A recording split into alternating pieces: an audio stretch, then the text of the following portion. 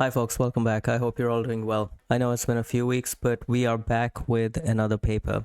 This paper is from the 2022 ECOOP, the European Conference on Object-Oriented Programming, and it looks at how we can better enforce API properties and API best practices using static analysis techniques integrated into the code review process. The authors are all from Amazon, and they're looking at a fairly specific domain, which is that of Python code that is invoking the AWS APIs. So what the authors are trying to do is statically analyze Python code and try to find if the usage of the AWS APIs in that code is idiomatic and meets all the implicit constraints and requirements for invoking that API. So let's look at a couple of motivating examples. A very common idiom in APIs is to do pagination. When you ask an API for something and the result set is large, the API will often give you a page of results at a time. And in order for your code to correctly work with the API, your code needs to look at all the pages and keep processing the results until it exhausts all the pages in the reply.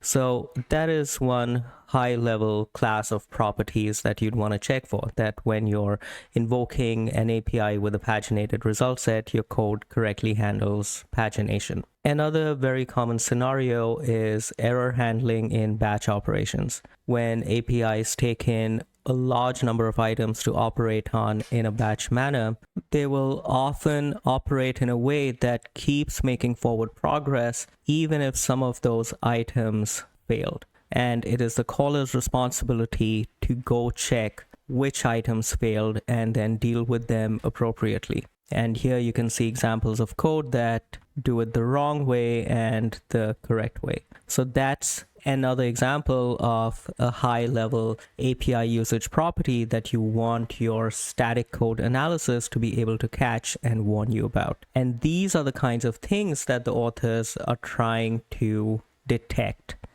In terms of the setup and context, the authors are mainly looking at code that uses Boto3, which is the name of the Python API for AWS.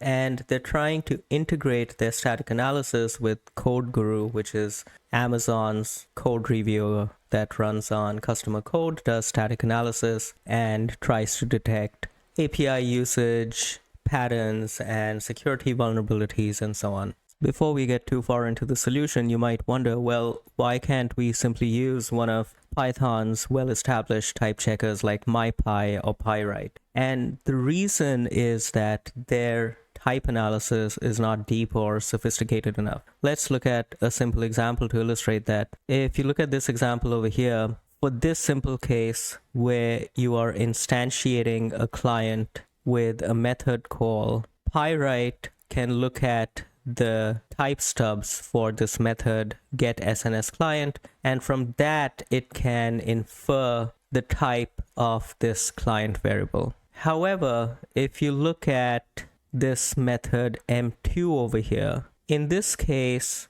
the type of the topic variable can only be inferred as any, because Pyrite cannot look at all the code paths that call M2, and it cannot guarantee that this topic variable, which is coming in as a function parameter, will always be of a specific type. So in scenarios like this, you need to do a broader interprocedural type analysis on the entire code base to be able to say anything about the type of this topic variable. And that's really what the authors are trying to build in this paper. The key abstraction they use in order to do that is what they call an MU graph, which is kind of a mashup of a control flow as well as a data flow graph. This is a simple example of what an MU graph might look like. This is the MU graph for the expression x multiplied by equals x minus 1. So x equals x times x minus 1. And you can see how this graph encodes both the control flow as well as the data flow. The elliptical nodes are all data flow nodes. Now, once you've parsed your Python abstract syntax tree and constructed this MU graph from your source code, that by itself is not enough. You need some way to specify all these API usage patterns that you want to detect. And the authors are designing a query language, which they call the Guru query language after their code review tool, which lets them programmatically specify the kinds of patterns they want to detect in their MU graphs.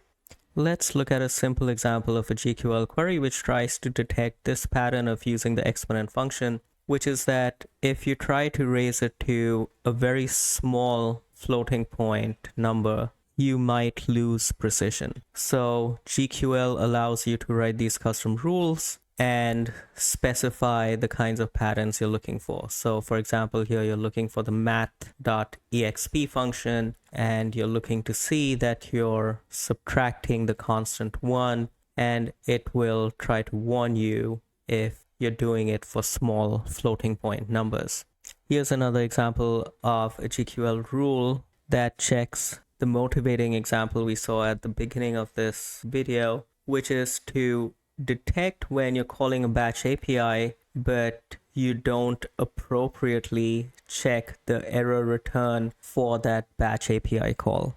So the authors integrated these rules into their CodeGuru code review tool and let it run for a while, and measured how often developers accepted or rejected the suggestions made by this code review tool. And overall, the picture looks pretty good. If you look at all these patterns they're detecting, things like doing the right thing with pagination, with batch APIs, using the right async patterns instead of polling, they all have pretty high acceptance rates. The only one which has an acceptance rate below 75% is using waiters instead of polling.